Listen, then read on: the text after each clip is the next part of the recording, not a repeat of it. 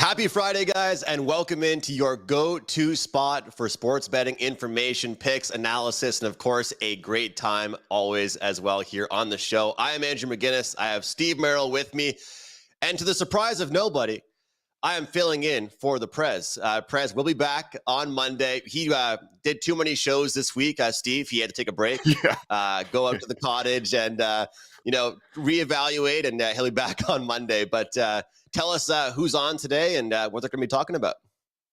Yeah, Prez took the entire week off before to play poker. He travels back late Tuesday night. He did Wednesday's show reluctantly, did Thursday's show. Well, you were on Wednesday, Andrew. You remember that. He did Thursday's show yesterday, and boy, did he need a break already because, not having Teddy here is difficult. I am so much harder on him than Teddy covers that he just couldn't take it anymore. In fact, I will not be here next week just to set things straight, to give Prez a rest. It'll be Prez and Andy Lang next week, so you and I, Andrew, are finishing off the week right here. And we do have a great show on Friday as we head into the weekend. We got the father-son combination to start things off, the dynamic duo, Ralph Michaels and his son, Jeff Michaels. And Ralph's going to bring some charts, as he always does. I love the charts. And by the way, Ralph and I will have a weekend baseball video posted later today on Friday into the weekend with some more charts. We did it last week. If you missed it, I know it's summertime, but check that out on WagerTalk TV. Hit subscribe and hit the bell for instant alerts when all those videos and shows go live. So Ralph will be talking about college football returning starters, also a week one college football play, and also a little bit of baseball, I believe, as well here. And he has a big 5% up, by the way, in the MLB tonight on Friday. We'll have a little what bettors learn. I think we're going to look at the NHL draft since I've got you here, Andrew. We'll talk some NHL draft recap.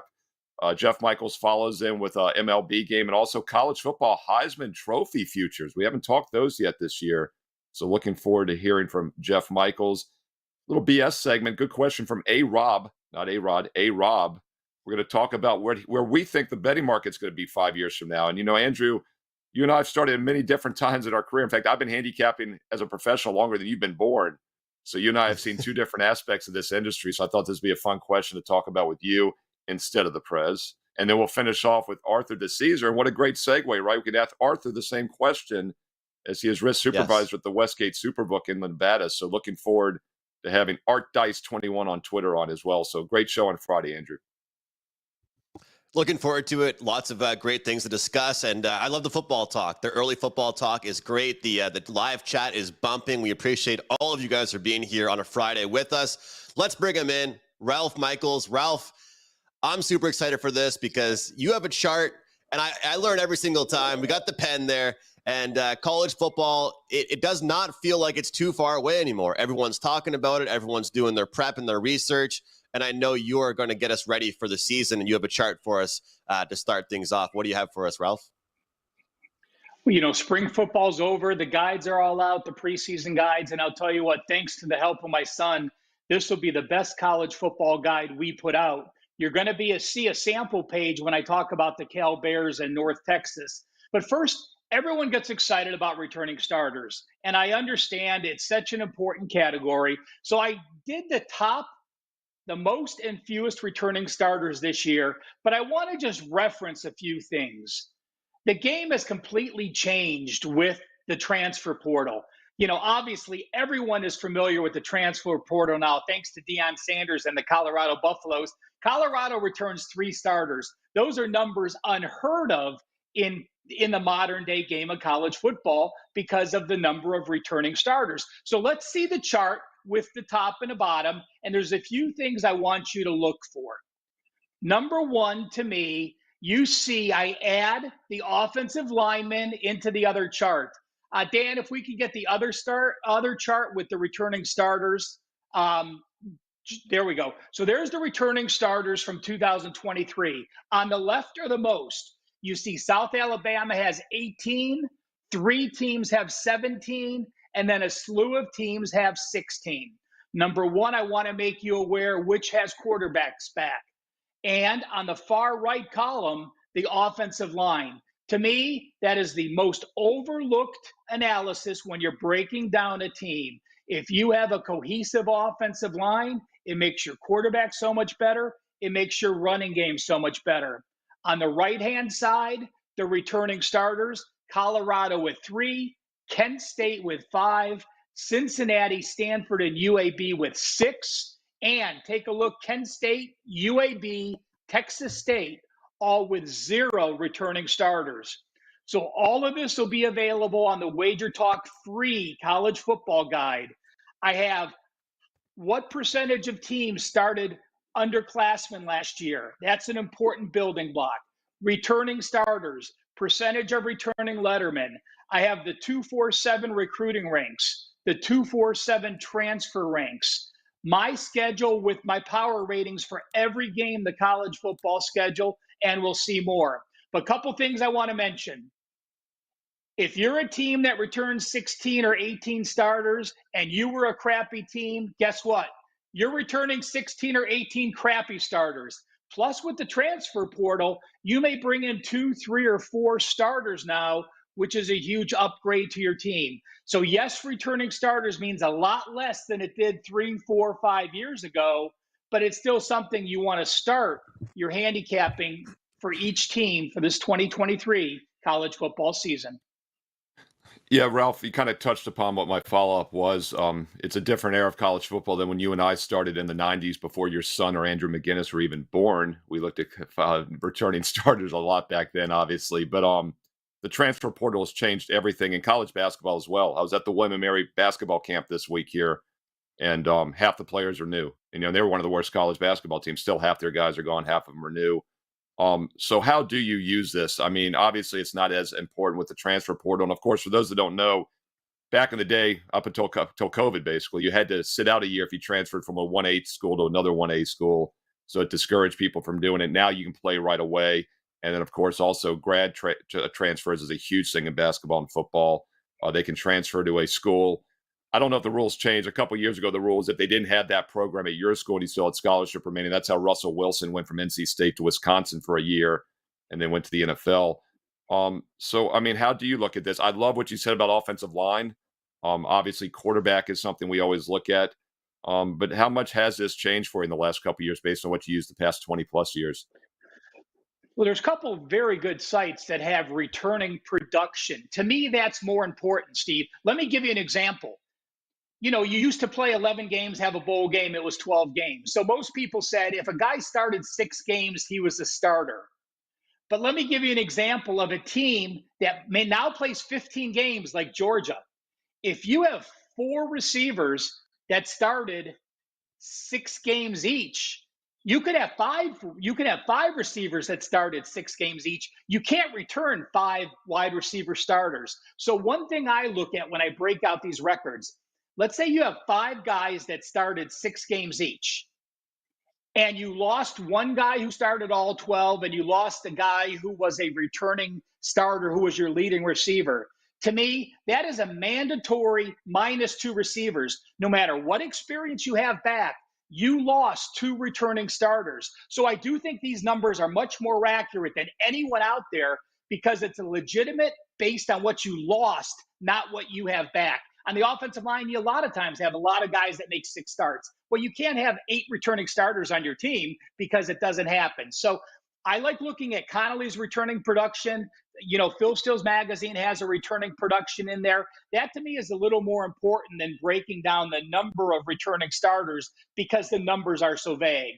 I feel comfortable in my numbers because I did them, but I don't feel comfortable in other people's numbers. Like Phil's magazine, who I worked for over 15 years, he now includes transfers as part of returning starters. I don't agree with that philosophy because you don't have the continuity. You don't have that offensive line that have played with each other, different cadences, different quarterbacks, and different play calls. So to me, I don't consider the transfers, but in the guide, you'll see when we show you the Cal page, it shows you the number of transfers and the recruits and their ranks in there as well.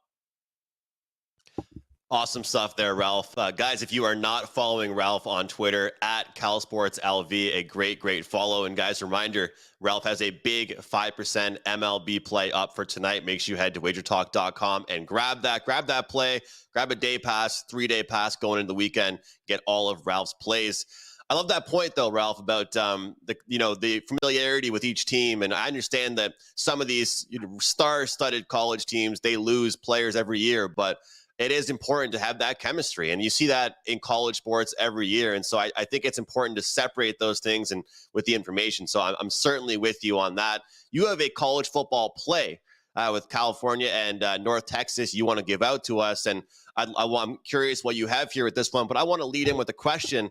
I'm curious, Rob Vino gave out an NFL play a couple days ago here on WagerTalk Today. And his big reason, obviously he loved the play, but he expected that number to change, a number to move. Is that the same for you, Ralph? If you're betting this right now and giving it out, that you expect things to change and for the money to come in on the team you're selecting? Or is it more so, hey, you like this play, you noticed it, and you wanted to give it to the Wager Talk viewers? Well, see, the college football market is much smaller than the NFL market. So this game already moved.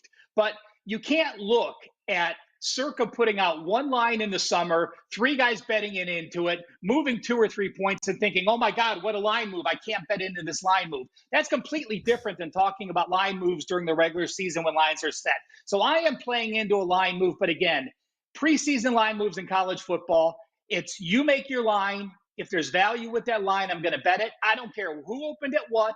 And if the 3 or 4 people move the line, that's fine. I'm likely to agree with them. So this is actually playing post-line move, but again, different sport in college football this early in the year. It definitely is, and I get it. Sometimes it can be so easy to get wrapped around that, and you want to just stay focused on what the number is now and not really what it was. But you have a play for us, Cal and North Texas. What do you have? And we're going to show you one of our team pages. I'm going to take one quick minute just to go through the team page. I have a team page for every FBS team in college football. So 133 teams. On the top, you see the last 3 years, the number of returning starters, their record, their strength of schedule, their plus or minus diffs. The schedule there, those are my power ratings, the line based on my power ratings, and the projected win percentage. Returning starters, percentage of percentage of returning lettermen, the 247, how many 5-star and how many 4-star recruits, transfers, how many 5-star and how many 4-star transfers, and then at the bottom, take a look. There are ATS over-under straight-up categories for over 50 categories. Thank you to my son, Jeff, for doing those, but it breaks down every situation in college football. Now, I'm going to say this. I'm going to give you a couple negatives. The Cal Bears are 1-12 straight up on the road. That's normally not the team I want to start a season with, betting them as a road favorite. But if you look at their schedule last year, they had 5 games that they lost by 8 points or less. They were much better than their 4-8 record. You look at them this year, 17 returning starters. That is much more than they returned the last few days. Plus, you have a starting quarterback in Hearns who was injured last year. You have 5 transfers that have come in and have earned starting spots. And while you don't have an experienced quarterback, you do have a quarterback that was at TCU for a few years and is very mobile. And I'm much happier to start a season with a new quarterback that is mobile and can gain yards and first downs with his feet, not necessarily having to be in sync with his receivers. And North Texas, I'll tell you what, they were shocked. Number one, you fire Luttrell, a guy who's got you to a bowl 6 times in 7 years. Then what happens? Morris goes through spring training. After spring camp, they lose their top wide receiver, top linebacker, and another top player. 3 starters leave after spring. That's the type of team you're not going to be prepared for. Plus, Cal is in a situation where they want to go bowling. You are not going to go to North Texas and take them lightly. When you have a hungry team in a multi-year season of a head coach that knows they have to win these games to become bowl eligible, I'm not afraid to lay the number in that situation. Ralph Michaels, and once again, follow him on Twitter at CalSportsLV, CalSportsLV on Twitter, and find him daily on WagerTalk.com.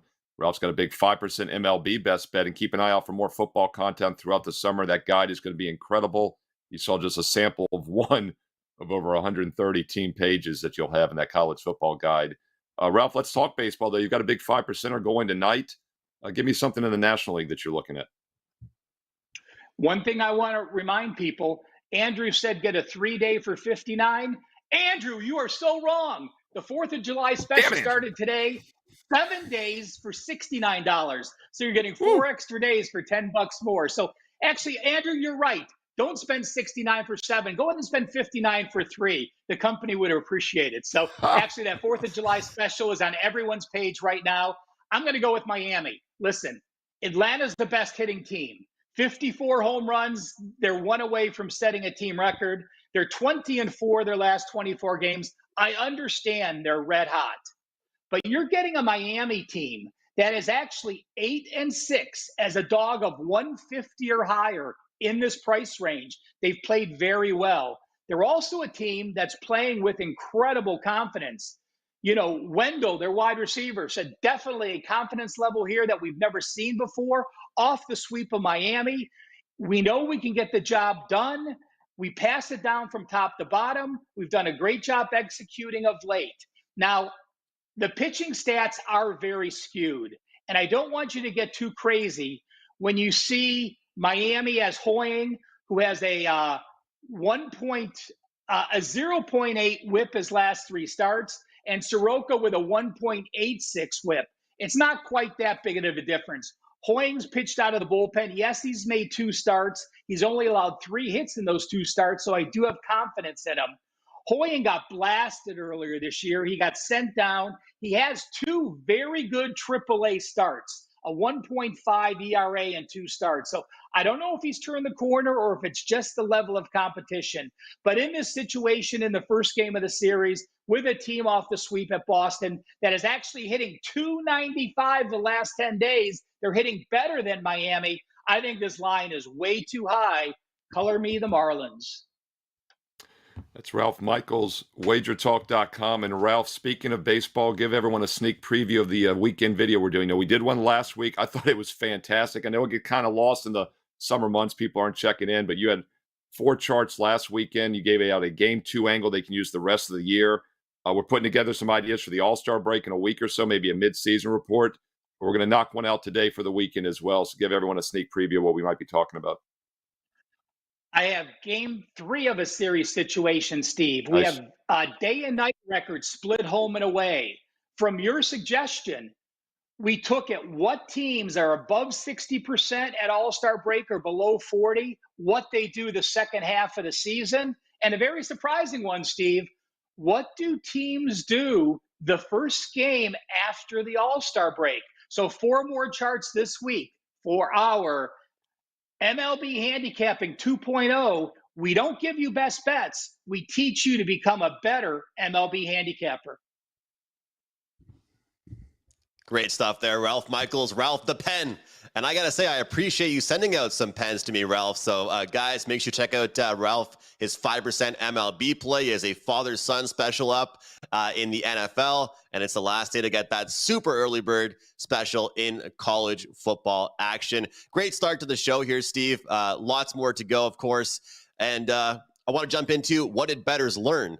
And if it's all right with you, I'll jump in a little bit just with the NHL draft. And you have been handicapping a long time, and you learn a lot from all these different drafts.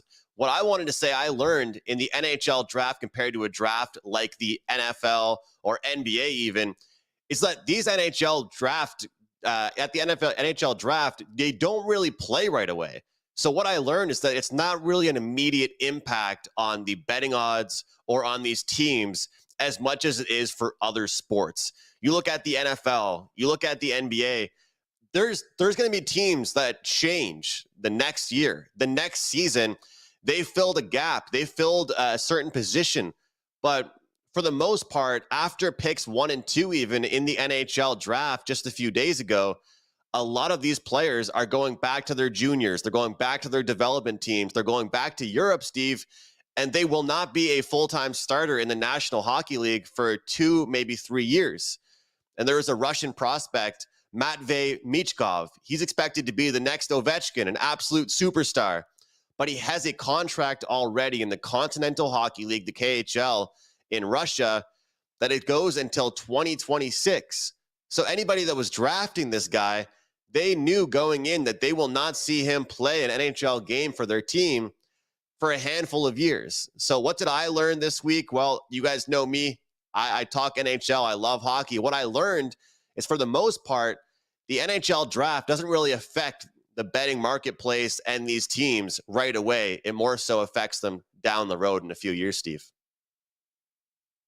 Yeah, and it's fascinating because I've never paid attention to the NHL draft, even when I was a Washington Capitals fan back in the day. And the baseball draft, I don't pay attention to either. And I love MLB Network, though. And Dave Sharapan, of course, is on there. Ariel Epstein, a lot of WagerTalk Today alums can be seen on on the MLB Network. So I always enjoy watching it. And they actually had the Combine on last week. And I was thinking to myself, I didn't even know there was a baseball Combine. And I dug a little deeper, and basically it's a new thing. It's basically a post-COVID thing. Some of those guys now with college baseball being so prevalent can step up a little bit sooner. But yeah, as a handicapper, the NHL draft, the MLB draft, zero impact on how I'm looking at anything, even a futures market. I'd say the NFL draft is pretty close as well. I mean, there's only a handful of guys. Maybe the quarterbacks can step in now, unlike years past. But the problem is they're still going to such terrible teams. Normally there's offensive line issues. I really think a lot of quarterbacks aren't as good as they look or as bad as they look. It's really the O-lines. As Ralph said with college football, it's a very underrated handicapping factor. And it's a difficult handicapping factor because what do you look at statistically? I was an offensive lineman. There's no stat. You only get noticed when you mess up. I always said that about long snappers. I was a long snapper as well. Nobody notices the long snapper or the holder unless they mess up, right? The kicker wins the game. It wasn't the long snapper or the holder unless they screw up. But I will go back to the NBA draft real quick, Andrew, because the NBA draft is a huge impact instantly. LeBron James, when he came out 20 years ago, instantly made the Cleveland Cavaliers a playoff contender. And we have the next closest thing. In fact, a lot of people are saying this guy is even more of a sure thing than LeBron. I'll believe it when I see it, but I've heard he's pretty darn good. And that's the Spurs, of course, getting Victor Wembanyama. But the other thing I wanted to point out is that this NBA draft, 4 of the top 5 guys did not even go to college. And only 2 of the top 7 picks came out of a college. Both came out of the SEC, by the way. But 4 of those top 7 picks, 2 came from a French team and 2 came from an overtime elite team, which is a 16 to 20-year-old league, not even the G League. That's how much the game has changed. And these guys are more ready a lot of times from playing in a semi-pro league, especially over in France, in my opinion, than a guy coming a one and done from college. So I think the NBA draft is something we do have to pay attention to. And then obviously the betting markets and the future markets have shown this because you see a huge adjustment based on just one guy getting picked up. And finally, in basketball in general, one guy can be 30 or 40% of your team. It's not like that in any other sport. A goalie, a pitcher, a quarterback, pretty important. But a LeBron James can obviously change a franchise pretty fast. That's a really good point. And I sometimes forget that as someone that follows hockey the way I do, Steve, where Connor Bedard just got drafted number 1 overall, and he pretty much had the same hype as Victor did in the NBA. I mean, even if you parlayed both those guys to go number 1 overall, you were getting nothing. You were getting nothing back. I mean, those guys were, we've known for years they were going to be like that. But what you mentioned there about where the players were playing before, Europe or different places, actually very similar to the NHL. Only 2 players in the top 10 drafted were actually from junior hockey. They're all from Europe or in developmental leagues and different things like that. So it goes to show that certain players are just coming in ready. They're coming in, and I mentioned some of these guys in the NHL are playing pro over in Europe, so they can't come over. But when they do finally come to the NHL, they're going to be battle tested and ready. So great points there. We had the father. Now we have to bring on the son, and I'm happy to have Jeff Michaels. Yeah, part 2 of the Michaels family. Jeff, I'm happy to have you here because you know what? You represent the younger part with me of the Wager Talk family. We got to stick together, man. The younger core here. How are you doing, Jeff? Good to see you. Yeah, absolutely. I can't complain. We were, I think we were messing with my dad a little bit before the show about the fact that he struggles to stay up past 7 o'clock. So I had to be on second because he had to go hit nap time, right? Tell him when we do our baseball. Whoa. Tell him you said that. Because I know he's not watching now. He's probably still watching. I like that one. Jeff, 11-0 MLB sides run. That is something to mention. That is awesome. Congratulations on that. You have an MLB play for us today. We've got college football as well, future to look at. So lots to talk about. What do you have for us for your MLB play today? Yeah, I'm looking forward to it. Like you said, got a big 5% up. Actually, we started off the month on a rough streak and turned it around and turned it up. So Can't complain about 11 straight MLB sides winners. And today here, I figured we'd give you one as well. And taking a look at AL East and these Baltimore Orioles, you know, a lot, you guys said it, the game's changed in every level, in every way, from recruiting in different sports to trades to draft to whatever it may be. But you want to talk about the game being on a different level. How many people at the beginning of the year would have said that we were going to back Cincinnati, Pittsburgh, Baltimore, any of those teams for an extended streak? But yet again, I'm going back to Baltimore here tonight, and look at the pitching. Dean Kramer, they're 6-2 in his home starts this season. And Minnesota, the top pitching ERAs from last year have just been flip-flopped on their head. I mean, Pablo Lopez, he was the back end of that Luis Ariz trade, who is obviously working out a little better at this point for Miami, as my dad was talking about earlier, than Pablo Lopez's 2-6 road record for the Minnesota Twins this year. So, I think they do have the pitching edge, especially on the site here for Baltimore. And Minnesota's 0-4 this season with Lopez on the mound as an underdog. So you think that this Minnesota Twins team would be a buy-heavy team at the trade deadline, especially being in the AL Central, obviously. But, in the last 7 games, they're putting up under 4 runs a game, and they're hitting .217 combined as a team. They're 6 games under 500 on the year, and you got a Baltimore team that's 9 games over 500 at home this season. Plus, Baltimore lost a couple to Minnesota recently, last year actually, but they are 4-2 in the last 6 games at Camden Yards against the Twins. So even though Pablo Lopez is on the other side, I still think Baltimore has the pitching edge, and I do like Baltimore in this matchup here tonight. Yeah, Jeff, I've talked about this a few times over the last few weeks. Everyone's waiting for the Orioles to fade, right? We heard this last year. They were actually sellers last year at the trade deadline, despite being in the playoff race. I mean, this team is built for the future, and they've been the best moneymaker in baseball for 2 years now. And keep in mind, they were one of the worst right before that. So, yeah, fading the Orioles has not been a good move for everyone that thinks they're due to come back down to earth. They look like they're for real. My former Baltimore Orioles, before either one of you were born, I was an Orioles fan before we got the Nationals in the D.C. area. Your dad might have gone to some Oriole games in the 80s. Look, let's move on to college football, though. We talked college football with your dad, and now we're going to take a different tilt on it with you. And this is college football Heisman Trophy futures. Fascinating market. We've talked a lot about futures the last few weeks, tying your bankroll up. I've always said that if you're going to play a future, I like the long shots because, first of all, you're tying up less bankroll for 6-7 months. You're getting a bigger payout on it. So, it's a nice use of your capital. But the Heisman Trophy, for the most part, throughout the history of the last 10, 20 years, has been tremendous for long shots. I mean, I remember Cam Newton, when the year he won it, he was not even listed as the starting quarterback in the preseason annuals at Auburn. He had transferred in. A month before RG the third won it, Robert Griffin the third won it. Andrew Luck was 1-100 at some sports books that November. RG3 comes back to win it. So we've seen some tremendous payoffs. What's your approach to the Heisman futures, and do you have any early recommendations for us? Yeah, you said it, Steve. I think that these are fun ones that are a little more long-term. You don't tie up a huge chunk of your payroll.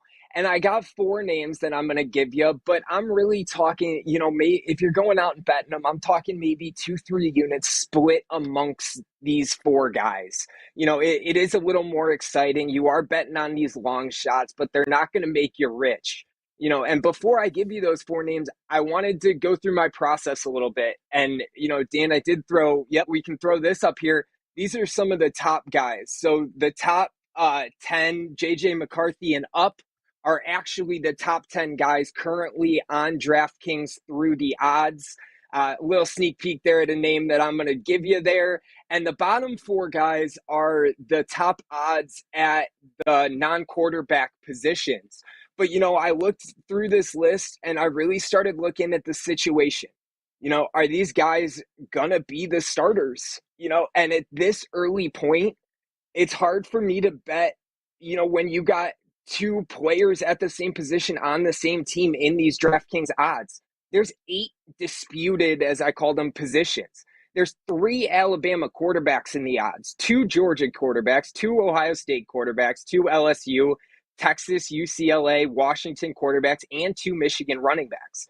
So DraftKings and Vegas don't even know exactly who's going to be starting for these teams. So why at this point would I be putting my money on them? If I could bet on LSU or Texas's quarterback to win the Heisman, I would be doing that. But you can't. So obviously that's not the way we look. Supporting staff. My dad gave you a good breakdown on that, so I won't really dive too deep into it. But returning wide receivers, returning starters is huge here, I think, because it's also about who you have around you. And then I looked at strength of schedule and I looked at last year's production. And I do think that Heisman is one that you're looking for the long shot and you're looking to make some money. So, the one that really stood out to me, even before I ordered these odds, was who you see over there in those italics, because he wasn't in that top 10, is Joe Milton. Because you look at Tennessee last year, and I looked at 2022 numbers, stats, and I know Milton wasn't the starter. We saw Hendon Hooker get drafted. We saw Jalen Hyatt get drafted.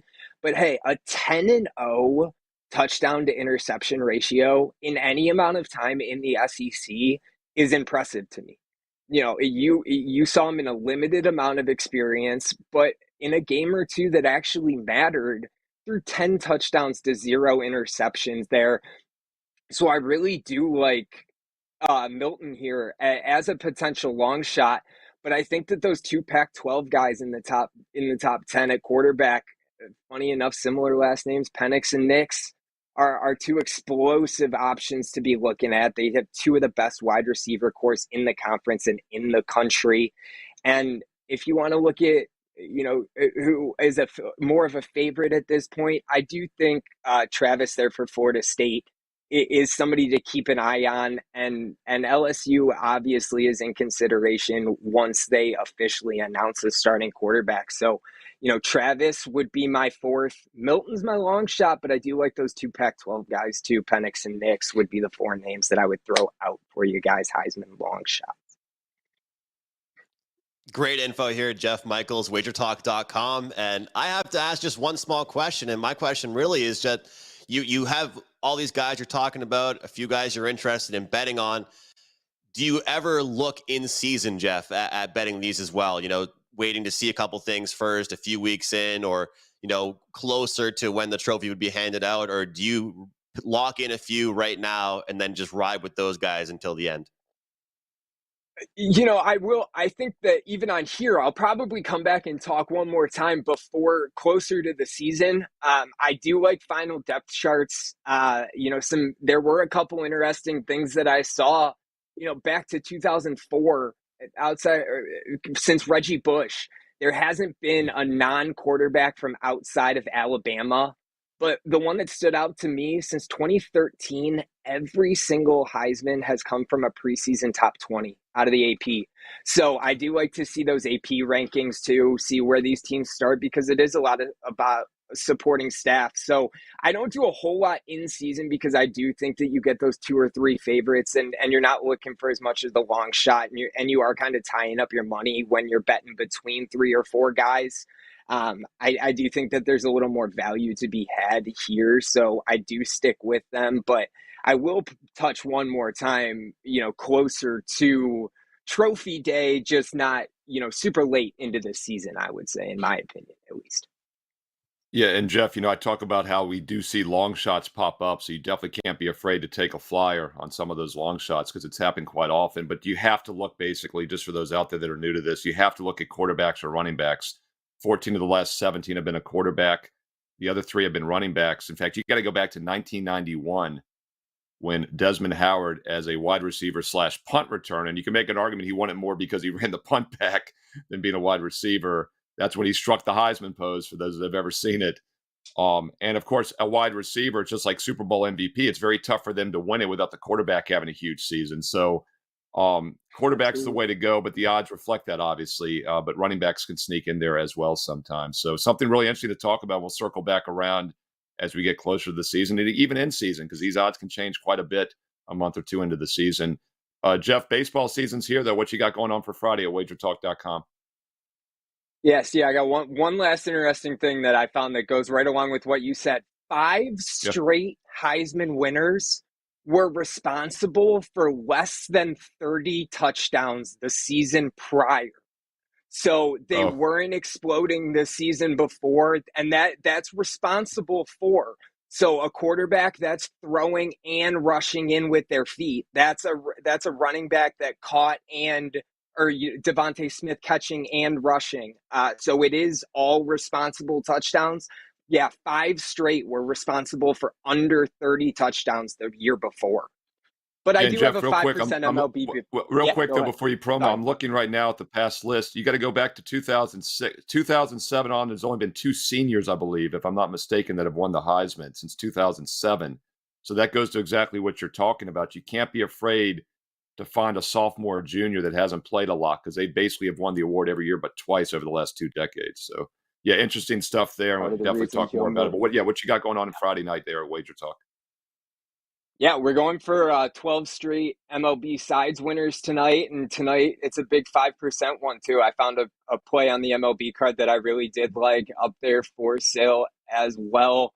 And we're going for 12 in a row. So jump on with number one last 3, 7, and 30 days in MLB money line plays. And big one up there tonight. What a run that is. 11-0 MLB sides run. A little bit of college football talk. We got baseball. Thanks so much to Jeff Michaels for joining us. We had the father, then we got the son. Great start. This show is flying by big time, but a lot of great info, Steve. I want to shout out everybody tuning in live and all of you guys that comment afterwards. Keep on commenting your BS questions, what you guys want to hear us answer here on the show. But I'll tell you what, the live chat is bumping. Hope you guys all have a great Friday and a great weekend. But we have a BS question to get to, Steve. And as you mentioned, it's an interesting one because I think you and I may look at it differently. I'm looking forward to hearing what your answer is. And of course, we can bring in Art DiCesare as well to discuss it. But the question is, what are your thoughts on the betting market 5 years from now? Will the public grow smarter and make it harder to get the best of the number? What are your thoughts on that, Steve? Excellent question. And I thought this was a real fun question to talk about with you, Andrew, because obviously you came in at a different point of the betting market than I did. I started back in the 90s, and I basically came in the pre-internet betting market. We saw the explosion with everything going offshore with the internet sports books in the 2000s. And that's really, in my opinion, when Las Vegas was no longer the indicator. When I started in the 90s, the Stardust in particular was where the line originated, and it really did. The Costa Rican sports books at the turn of the century in the 2000s is when things changed. And then now we're seeing the market change more than ever with the legalization of sports betting in every state, basically in the U.S. Over half the states have it now. Within the next 5 years, I'll start there. I'd say the majority of almost all the states will have sports betting in 5 years. Maybe a handful of 5 or 10 won't. So that'll be the one big change. More states will have it, which means there'll be more recreational bettors still. So in 5 years, I think there'll be a lot of novices still betting in states that just get it, because several states are a few years away still. And that's good and bad. It doesn't necessarily mean the lines are soft, because the lines are soft to these sports books. But some of the downside right now is that the bettors are such novices that they're okay laying 24 cents instead of 20 cents. For example, a football or basketball line should be minus 110 each way. A lot of these sports books now are minus 112, minus 111. They sneak in that extra 3 or 4 cents because people don't care. The baseball lines, the money lines in baseballs have become atrocious at most of these legal sports books, in my opinion. Back in the day, you got not a 20-cent line like on football, minus 110 each way, but you get a 10-cent line. And some of the better Vegas books still do that. Minus 110 even money, minus 120 plus 110 on the take back. You look at these legal sports books, they're like minus 150 plus 122. It's like a 28-cent line. So that's something that I think actually could become better when the betting public and the betting market becomes more educated. And the reason I say that is, let's look at Europe, let's look at Asia, where they're decades ahead, in my opinion, in sophistication. And of course, you get a big one like Betfair, an exchange that's been around for decades. They have presidential odds. You can get minus 101 each side on a market like that. Soccer markets have had that for a while, Formula One overseas. I'm hopeful that the one thing that will change in 5-10 years, maybe longer, is that we'll get a betting exchange type style here in the U.S., almost like a financial market, where you can match buyers and sellers, and the exchange just takes a 1 cent split on every trade. And that would be great for both the books, risk-free, but it'd be especially good for us, Andrew, as professional bettors. So I see that. I think the exchange, peer-to-peer betting, 5, 10 years from now will be the big thing I see. What do you see? Steve, I don't ever like to repeat things, but you and Prez were talking about how if a salesperson's ever offering you something, usually it's for a reason, right? And if you look at the commercials these days in Canada, during commercials for hockey games especially, what are they advertising to us? Same game parlays, the bet boost, all these things. And I'll tell you what, Steve, I'm kind of worried because that's all you see advertised. It's all you see around these sports books. It's not really as much anymore people logging into their accounts or walking up to the window and saying, yes, I'd like to place a wager on this. Thank you very much. There's just way more distractions and way more things getting in the way, I think, of people educating themselves and learning to grow, how much of a great bettor they can be. And I think that when you see these bet boosts where the odds are going from this to this, or these 3-team parlay stuff, it really worries me. And a lot of people, in my generation and around my age group, they're just falling into that. So the question here, your thoughts on where the market will be in 5 years from now. I'm worried about the market, about, just in general, how it just continues to promote stuff like that. And I want your thoughts on that, because I understand the question more so was, will bettors be more educated? But I'll tell you what, Steve, from my perspective, from the online sports books and things, all I see being pushed are these bet boosts and the odds boosts and same game parlay stuff. I'm worried that nobody will be betting these one game plays, and nobody will be walking up to the window and locking in one single play. So I think we're going to just go backwards, honestly. Well, Andrew, there's definitely two ways this could go, and you're exactly right. That's the way it's going right now. And that's, like I said, when a baseball split is a 28-cent line instead of a standard 10-cent line from 2 decades ago, we're obviously not heading in the right direction as far as making money and having an edge. With that said, though, and let's bring in Arthur DiCesare, because I want to get Art's thoughts on this. I still think there's potential with technology and with a more educated public for a betting exchange eventually. But I do think the parlays are something that's concerning. And look, we talked on this yesterday, the betting strategy segment yesterday. The question yesterday was about parlays, or a couple days ago. I think it might have been Wednesday when you were on, actually. And Prez and I said, like, there's never time to do a parlay because, like you said, the sports books offer it because it's bad for you. But yesterday, in the What's Bettors Learn segment, I gave out some stats from a few years ago, and Arthur will back this up probably at the Westgate. Parlays have always been around, and they always will be around, Art, and that's where you guys make your money. There was a study, UNLV Gaming Research did a study from 1992 to 2020 or 19, I believe. Parlays accounted for about 30% hold. Everything else was like a 5% hold, Art. I mean, is this somewhat in the realm of what you've seen over the years of the different sports books you've been at? It is, and Steve, when we're in the 4, 5, and 6% overall hold, that's fine for us. That's kind of Right. the range we want to be in. And you guys know, right? What's our most popular sport? It's football. What's the most popular thing in the world? Parlay and teaser cards. I mean, they just are. And depending on the sports book, I know at the Westgate we put out about 5 or 6 of them.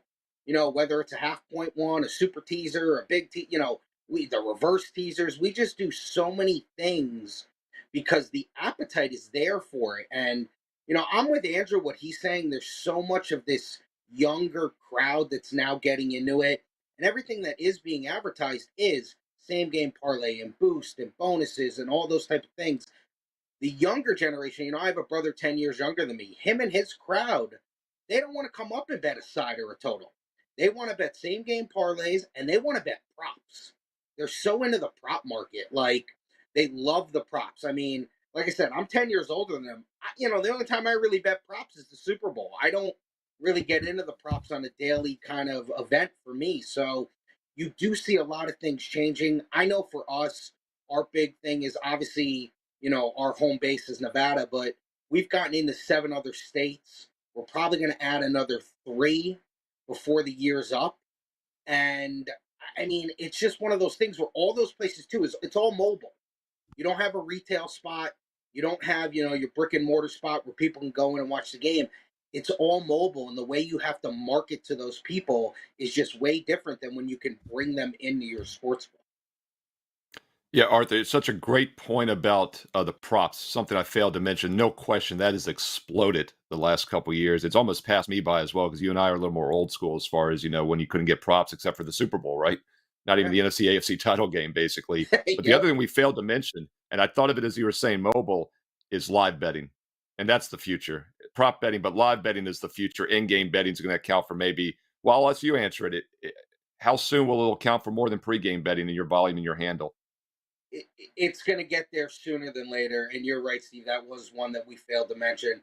I've seen the growth, even just the small. And listen, in the other states, we have in game betting for everything we offer. If you have a mobile account in Nevada, you're going to get the in game betting.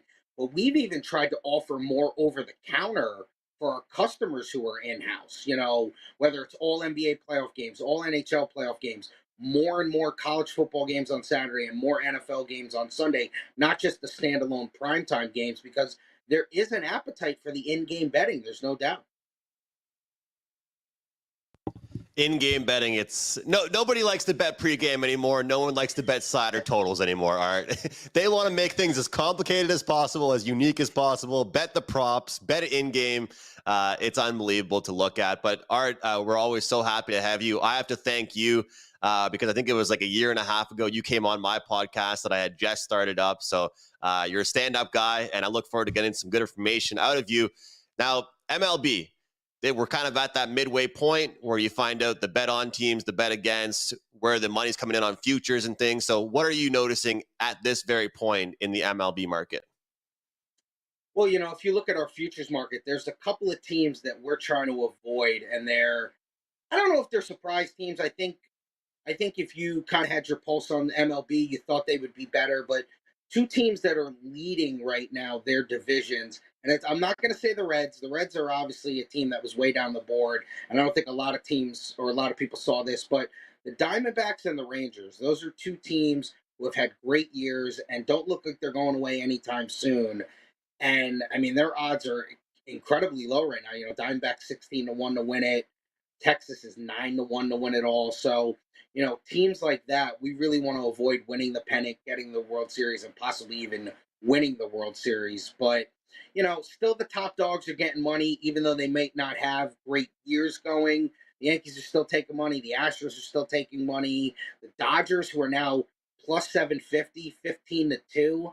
It's probably the lowest they've been in a couple of years. People have come in here in the last week or two and said, wow, I don't know if I've seen a Dodger number for the World Series that low. So we've started to see some people come in and bet the Dodgers thinking that maybe that number has topped out.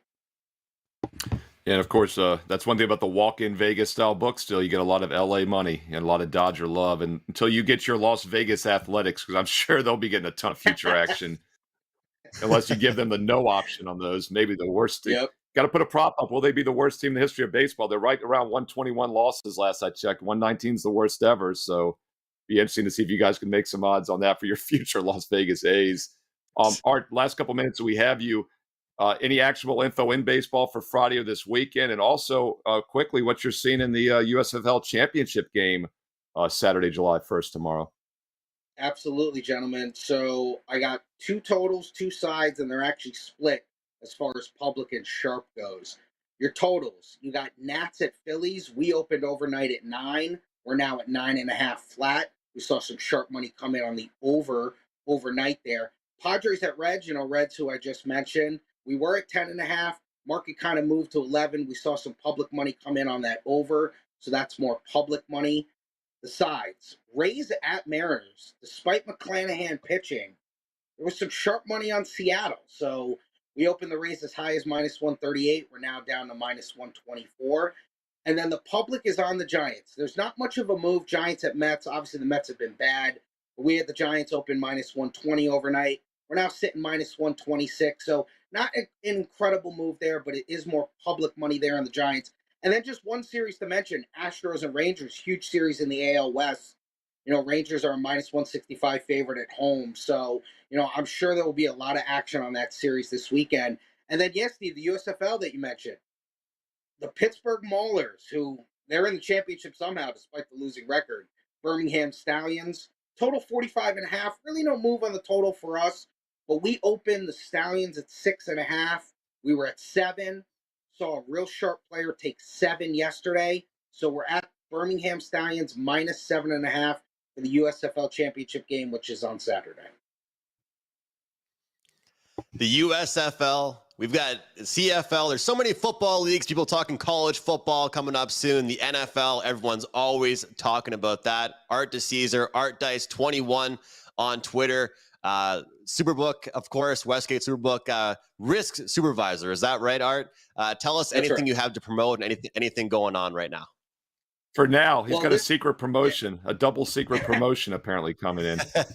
Well, for this Saturday, we're going to start super contest signup. So, if you're in town here in the next couple of weeks, we are starting our super contest signups. And we got a little bit of tweaks this year with some of the payouts and the money, but also we're going to allow you to get more entries in. If you want to get into the super contest, you can have up to 7 entries. If you want to get into our reboot, you can have up to 5 entries. Now, the winner take all gold is still 1 entry, but we've tweaked a couple of things. Super Contest Weekend is going to be in mid-August, August 19th, when I believe the meet and greet is. So a lot of good stuff going on with the Super Contest. And if anyone needs any information about the Super Contest or, how the payouts work, or how the picks work, or can I do it on my mobile, or do I have to be in person, come into the Superbook, ask for Arthur DiCesare, and I'll help you out with whatever you need. Awesome stuff there, Art DiCesare. And guys, when he says that, he means it. If you go there and you ask for help, Art's got your back. So thanks so much, Art. Great to see you. Take care, and we'll see you next week here on WagerTalk Today. Guys, Thanks, this has been an unbelievable show. We got a lot of information. And I always love, when Dave Sharapan or Art DiCesare come on, because we have the handicap perspective, Steve, but then getting the perspective from behind the counter and where the money's coming in. And it's never just one sport either. It's great to try and pick their brains about all kinds of different stuff. And I'll tell you, the USFL, a lot talking about that. Great to get some information there. I have to mention, of course, little small promo for myself. I do have a CFL play going tonight, Canadian football action. So we talked about all kinds of other football leagues. I have to mention the Canadian football. It's only 3 games this week, but I do have a play going tonight. You can grab and UFC tomorrow. But I want to thank Prez for giving me the opportunity to fill in. And it was a pleasure to be here with you, Steve, and everybody watching. Thank you guys for putting up with me. I do enjoy being able to fill in here in the summers on Wager Talk Today when I can, and it was always a good time. So, Steve, it was a pleasure working with you. You can close us out. Yeah, Andrew, great working with you as well. And viewers, we're going to have kind of a rotating cast here during the summer months, keeping it fresh. Prez and Andy Lang will be here next week, and then Andrew and I will be back in the near future as well here on the show. Quick reminder, as Ralph Michaels mentioned, the July 4th special is live right now. No promo code needed. It's on everyone's page at wagertalk.com. I'm on a mere 9-2, 82% baseball run the last 11 days. I'm seeing it well. I've got an easy over slugfest tonight, plus a bonus free play. Check out those free plays from numerous cappers, including myself, Steve Merrill at wagertalk.com. We'll do it again on Monday, noon Eastern, 9 a.m. Pacific. Leave those viewer questions in the comments below. Like, subscribe, and hit that bell for instant alerts. Have a great weekend. Enjoy the games, and best of luck tonight.